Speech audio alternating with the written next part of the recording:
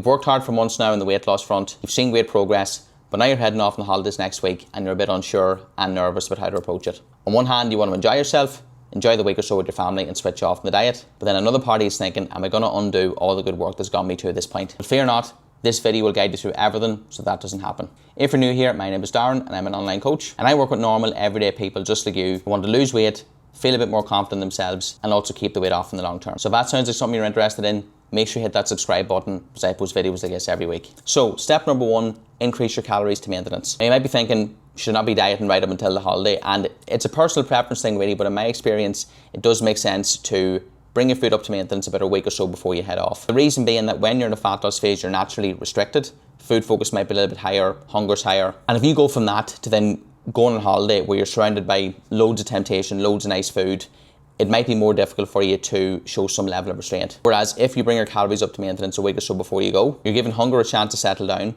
you're allowing that food focus to dampen a wee bit, and then by the time you go on your holiday, you might find that it's a bit easier to have more control. So how do you find your maintenance? If you've been losing around 1 pound per week, then that calorie target that you're eating is about 500 calories below your maintenance. So if you're eating 1500 calories per day and you're losing 1 pound per week, then your maintenance is around 2000. If you've been losing a little bit less than 1 pound per week, then maybe increase it by 400. Now, when you do that, you'll see that the scales will start to increase. Don't panic, it's not regain body fat. All that is water and glycogen. So once you have your maintenance, that is pretty much your target for the holiday. Now naturally, it's going to be difficult sticking to the 2000 every day. I think in that case, the sense of perspective is really important. So to gain 1 pound of body fat, you roughly have to eat around 3,500 calories on top of your maintenance. So if you're away for a week, for example, in order for you to gain just 1 pound of body fat, you'd have to eat 2,000 calories, i.e. your maintenance 7 days a week, plus 500 calories per day on top of that.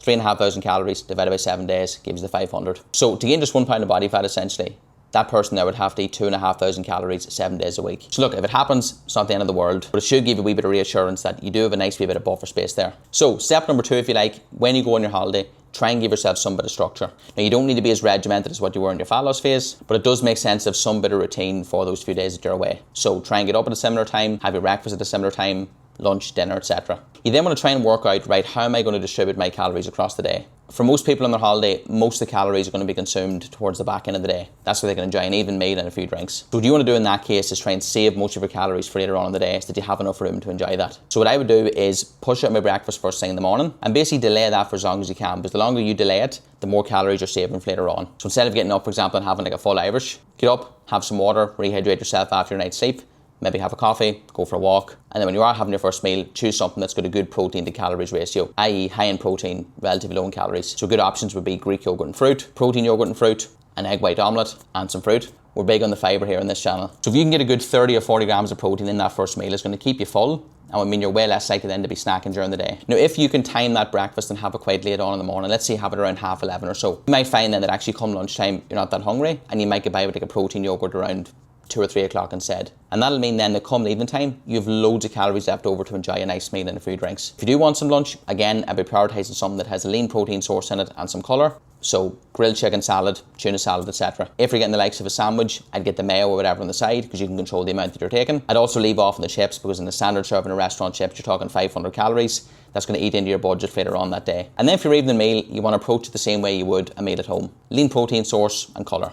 Now obviously you're on your holidays and you do want to enjoy yourself, so if there is a nice pizzeria or a nice steakhouse around, don't feel you can't have it. But what I would do is if I'm having a pizza one night and I feel okay, that's maybe a higher calorie dinner, tomorrow night I'll go for a bit of fish and a salad or whatever. So that figure that you found to be your maintenance, think about that as your weekly average across the week. If there's some days that are higher, just say, right, the other day I'll try and balance the books. And then just be thinking about simple ways you can save calories for the evening meal. So instead of having a serving of chips every night, maybe share one with your partner or swap it out the other night for serving of vegetables. As I said, there's 500 calories in a serving of restaurant chips, maybe about 150 in a serving of veg. So you're saving a good 350 calories by doing that.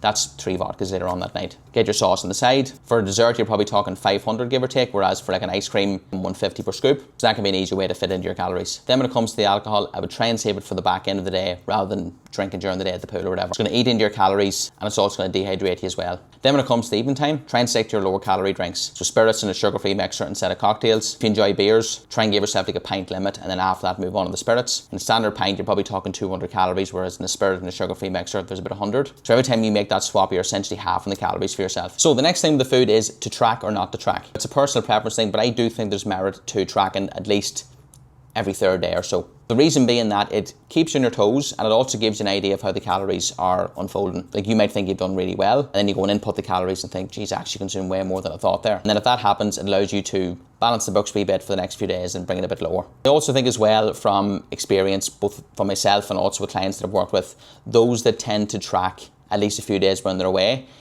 tend to come back and be in a better place than those that totally switch off from it. Now, if you're thinking, well, look, I'm not going to bring the scales with me, how am I going to track things? In the earlier part of the day, you'd be fine estimating.